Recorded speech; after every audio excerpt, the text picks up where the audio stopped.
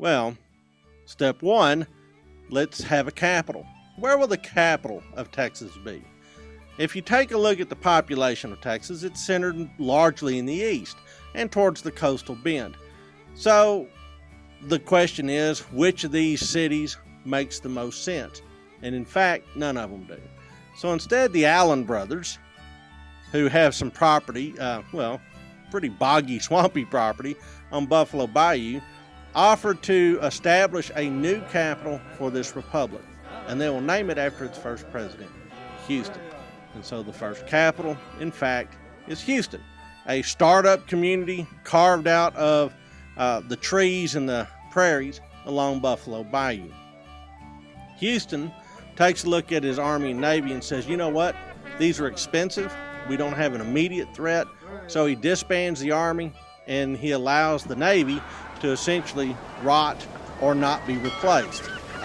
Most of the ships by this point have been lost in either storms or run aground, and Houston says, well, once they're off the books, they're off the books forever, and the Navy's largely disbanded.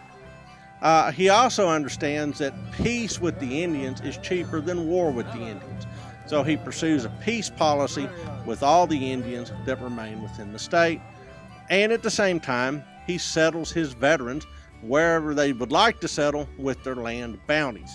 So that takes this disbanded army and puts them to other pursuits, mainly developing their own holdings.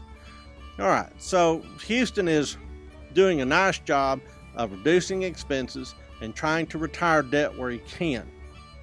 He also understands that more people coming to the state will help to develop it, and by developing it, develop some of the economy. So he liberalizes land laws and attracts or attempts to attract more settlers.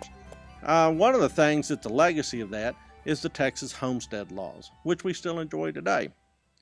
All right, since Texas is an accidental republic, how's this going to end? Well, it looks like it's going to be an accidental republic for quite some time.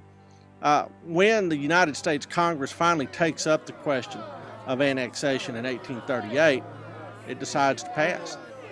It says, no, we're not going to annex that. We don't know how big Texas is. There's a lot of issues with it. It'll probably spark a war with Mexico, and it'll certainly begin to inflame the slavery question. So we're just not going to annex Texas.